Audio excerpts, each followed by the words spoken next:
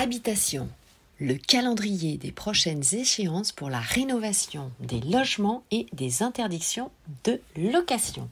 Bonjour à toutes, bonjour à tous, ici Sophie Vergès, je vous souhaite la bienvenue dans l'émission Investir en immobilier, l'immobilier au féminin. Et nous allons parler aujourd'hui du calendrier des échéances, puisque si vous investissez notamment en habitation, eh bien, vous le savez, en tant que propriétaire bailleur, il y a des nouvelles échéances et c'est un épisode un peu, on va dire, récapitulatif, parce que c'est vrai que il y a des informations de toutes parts et j'ai trouvé cet article sur internet argentboursier.com. Je vous recommande évidemment ce site internet et c'est intéressant justement parce que ça vous fait le récapitulatif. Alors on va le voir très rapidement évidemment ensemble. Je ne vais pas faire de tralala évidemment. Alors vous le savez, à partir de l'année prochaine, c'est-à-dire 2023, les biens immobiliers les plus dégradés seront frappés d'interdiction de location. Et donc, c'est ça qui nous intéresse, et vous aussi également, parce que je sais que vous investissez très régulièrement dans des biens d'habitation, et notamment des biens habitation anciens. Je rappelle que la loi climat et résilience impose de nombreuses obligations, je vais y arriver, pour accélérer la rénovation des biens immobiliers les plus énergivores. Donc ça va de la lettre E à la lettre G. Notamment, vous repérez ces lettres, bien sûr, dans le DPE, le diagnostic de performance énergétique, pour évidemment mieux protéger les futurs locataires. Alors, en août 2022, et oui, ça y est, nous y sommes, depuis le 25 août 2022, il y a d'abord le gel des loyers. En effet, en tant que propriétaire bailleur, lorsque votre DPE justement est en F ou en G, c'est considéré comme une passoire énergétique et donc le loyer est bloqué. Vous ne pouvez plus augmenter le loyer des locataires. Donc je rappelle que le gel de ces loyers rentre dans le cadre de la relocation ou dans l'application de la clause d'indexation, notamment l'IRL, pour un contrat en cours. Voilà, donc ça déjà c'est le premier point. La loi climat et résilience interdit également la majoration contractuelle du loyer consécutive à des travaux d'amélioration, à moins bien sûr que ces travaux permettre à votre futur bien immobilier de sortir du statut de passoire énergétique en obtenant au moins la lettre E du DPE, puisque vous savez que la lettre E n'est pas considérée comme un bien énergivore, en tout cas évidemment aujourd'hui. Ensuite, janvier 2023, c'est bientôt, c'est demain, ça va être le début des interdictions de location. Dès le mois de janvier, vous ne serez plus autorisé à louer des biens immobiliers d'habitation en lettre G. Ce sont des biens qui dépassent les 450 kWh par mètre carré, je vous le rappelle. Avril 2023, ça va être une obligation d'émettre un audit énergétique, notamment pour les maisons. Lorsque vous vendez un bien immobilier, donc de maison ou d'immeuble collectif en monopropriété, si le diagnostic de performance énergétique est en F ou en G, il va y avoir obligatoirement la production d'un audit énergétique pour donc les promesses de vente ou les actes de vente signés à partir du 1er avril 2023.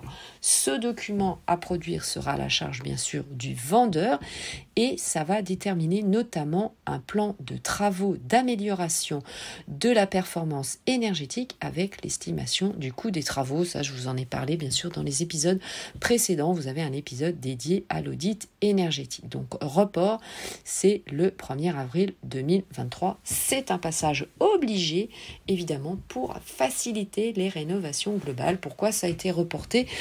Tout simplement parce qu'il n'y a pas assez de professionnels aujourd'hui formés pour évidemment éditer ces biens immobiliers, édités et audités bien sûr évidemment. 2023-2024 2025, eh bien vous avez le PPT. Et oui, c'est un drôle d'acronyme. C'est le plan pluriannuel de travaux pour les appartements.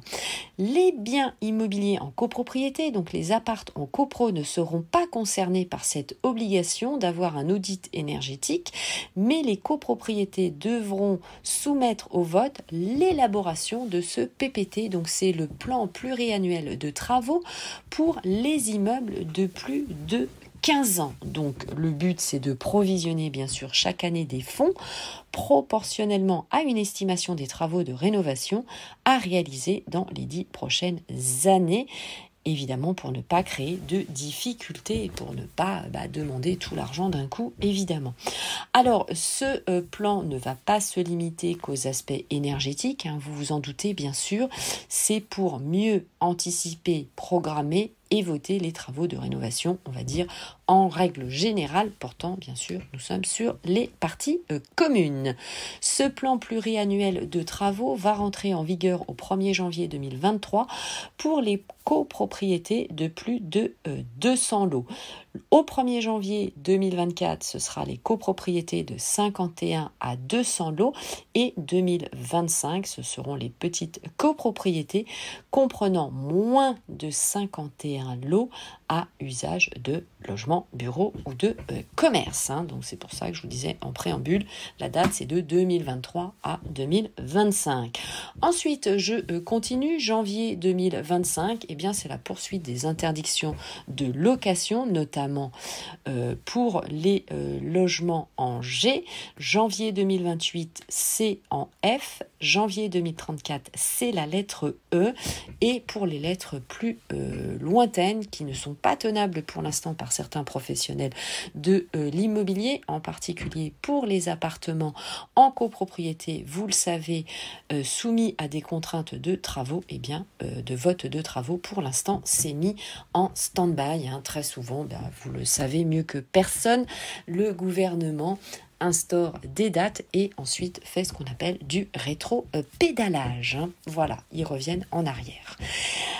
J'espère que ce podcast a pu clarifier évidemment les dates. Donc je vous rappelle, c'est l'article de argent.boursier.com si vous voulez retrouver toutes ces informations via internet et vous créer par exemple des petites notes.